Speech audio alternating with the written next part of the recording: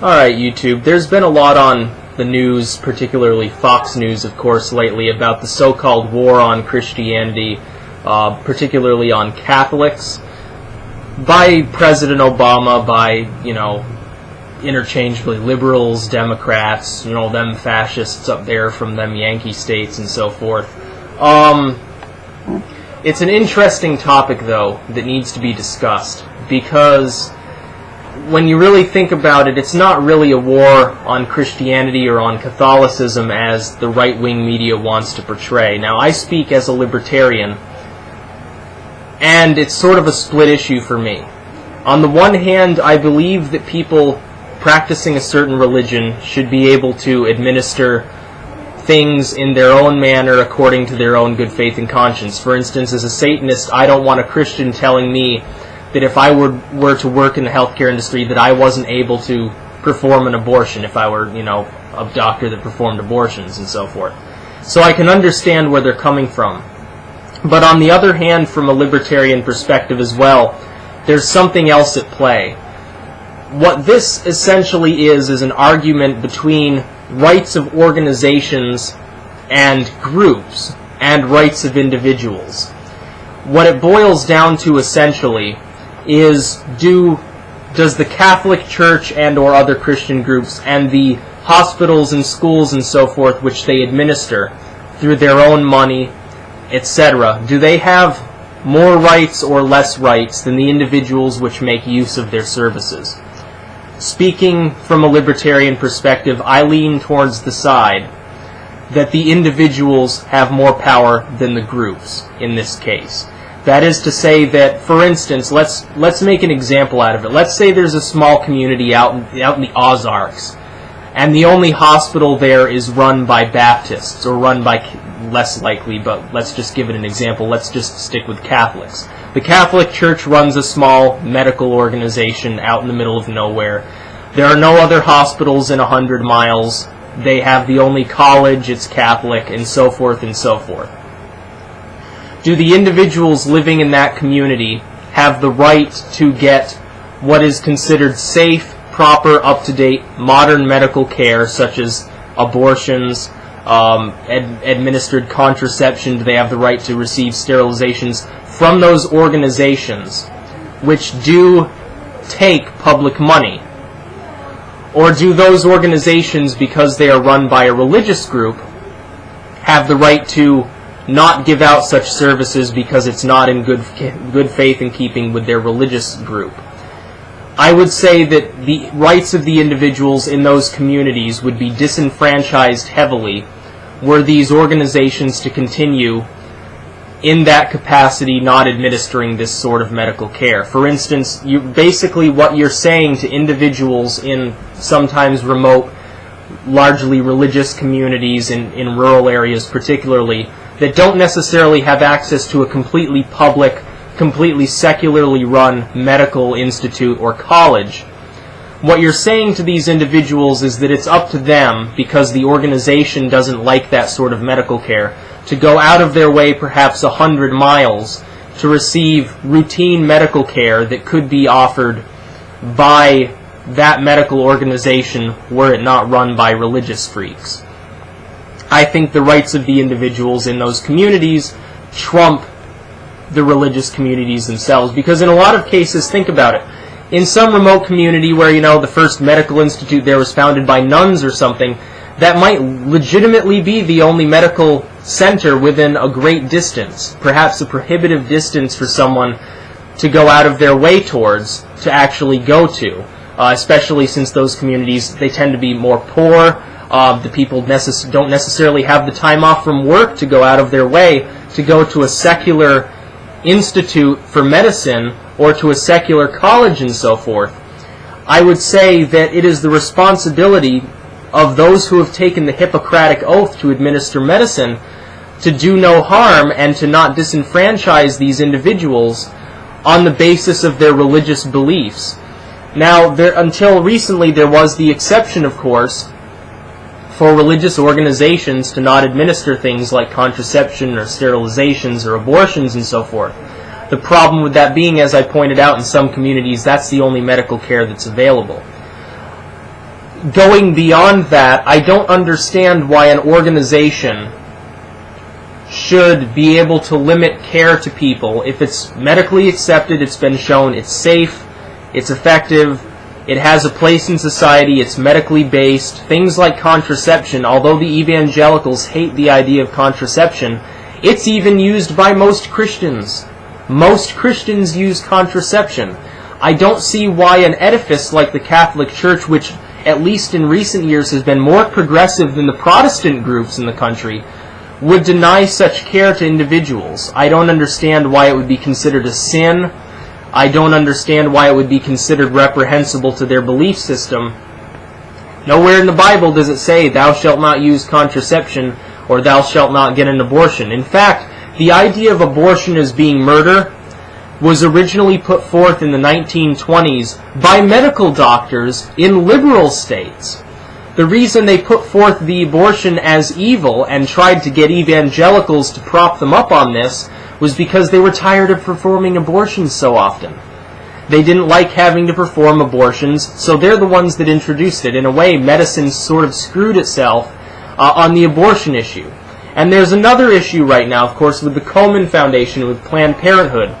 You see a lot of propaganda going around right now by they call them pro-life, but they're really anti-choice Christian groups, saying, well, 2 out of every 3 people that should exist isn't here, and, you've known friends who aren't alive because they were aborted, and it's so terrible and rips families apart, and causes psychological scarring and all these terrible things.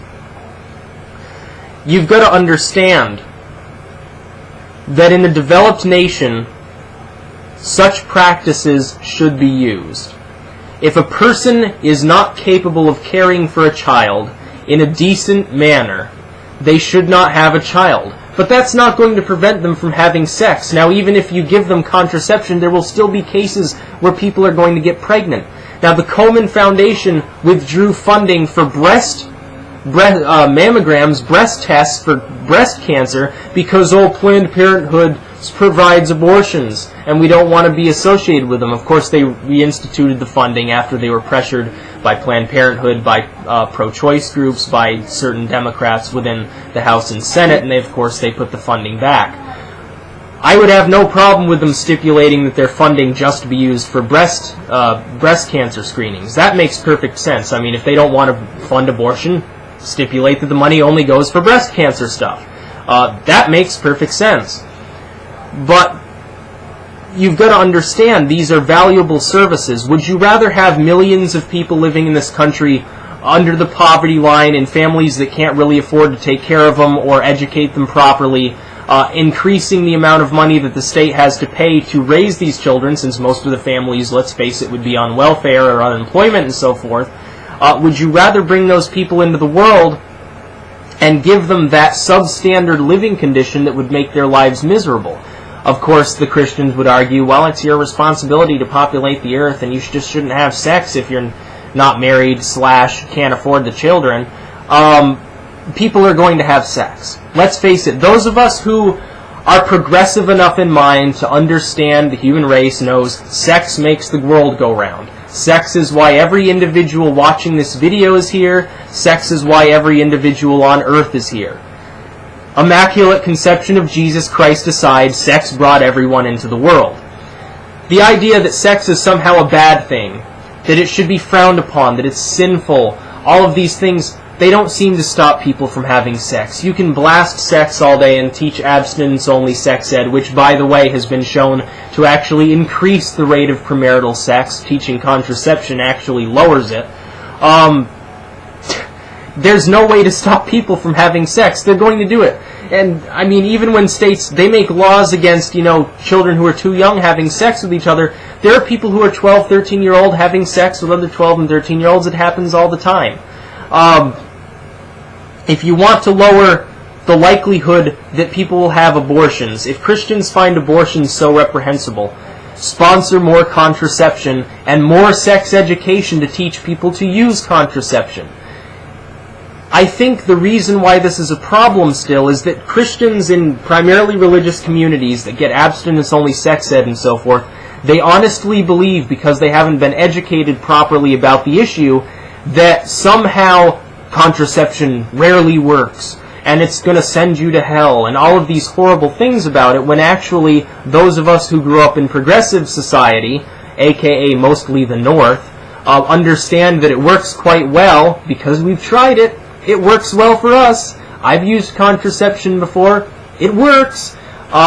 When you use it properly, at least, it works. If you're educated properly to use contraception and the manner in which to use it properly, it will generally work and you won't have to resort to an abortion. But if someone does have a problem, I believe they should have the right to abort. I don't see why this is a big issue anymore. This issue should have been laid to rest after Roe v. Wade. The evangelicals are frothing at the mouth right now trying to attack abortion and saying, well, we're pro-life. No, you're anti-choice. You believe, like Rick Santorum, your deity, that people should be forced to carry a baby if they're raped. That is to say that if I went out and raped 100 women and got them all pregnant, I kept them as slaves in my basement, purposely got them pregnant, and then let them go, that I'd go off to prison, but they would have to carry the rapist babies that I put inside them. It must be wonderful to be a racist in a culture that doesn't allow abortion.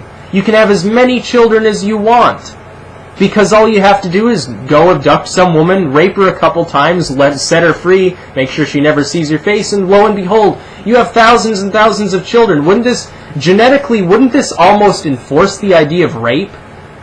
Wouldn't this almost perpetuate, and I know Christians believe that there are such things as rapist genes and so forth, which haven't been shown to actually exist, but Christians for some reason believe in them. Wouldn't you think this would increase criminality in the society by genetically perpetuating rape? It's sort of a strange thing that they wouldn't support the idea of abortion. But when you really look at it, there's no war on Christianity, there's no war on Catholicism, there's no war on pro-life. If you don't like the idea of abortion, don't get an abortion. If you don't like contraception, nobody in this country is going to force you to use contraception. If you don't like atheism, nobody's going to force you to be an atheist. But what the Christians are saying is they do have the right to force their religiously motivated views on others. That is the breach of our rights. There is no breach of rights stipulating that adequate medical care be given to the populace regardless of whether their local medical center is Catholic-run or secular. That is not a breach of the individuality of the Catholics, and it's not a breach of their rights. What is a breach of rights is when Christians get together and spend hundreds of millions of dollars lobbying and putting ads up to try to convince politicians that we shouldn't allow people the choice over their own bodies, that we shouldn't allow children to be educated properly in what 99% of us already use, which is contraception. And let's face it, even some of the most evangelist Christians on earth use contraception. They are being hypocrites and liars when they say, well, contraception doesn't work. Contraception education doesn't work. Abortion is terrible. You're going to hell. Sin, sin, sin, sin, sin. They're lying, and they're hypocrites. They're saying they're taking away our rights as Christians not to sterilize people, give abortions, and contraception. You're taking away the rights of individuals in small rural communities to have access to such things if they so choose to do so. And you're taking public taxpayer grants. You can't receive public money if you're not going to serve the public adequately. Strip the Catholic churches and charities and so forth of all of their public money, and you'll see them begging to give out abortions. Because most of them would stop existing. There'd be places in the country 100 miles from the nearest medical center as a result of this. Taxpayer money, which comes primarily from people who aren't bigoted douchebags and who aren't evangelicals, should not be used to enforce this anti-choice propaganda. If it's public money, it's coming partially from atheists, from Muslims, from Hindus, from agnostics, and from Christians who do believe in contraception and abortion. And here's the thing.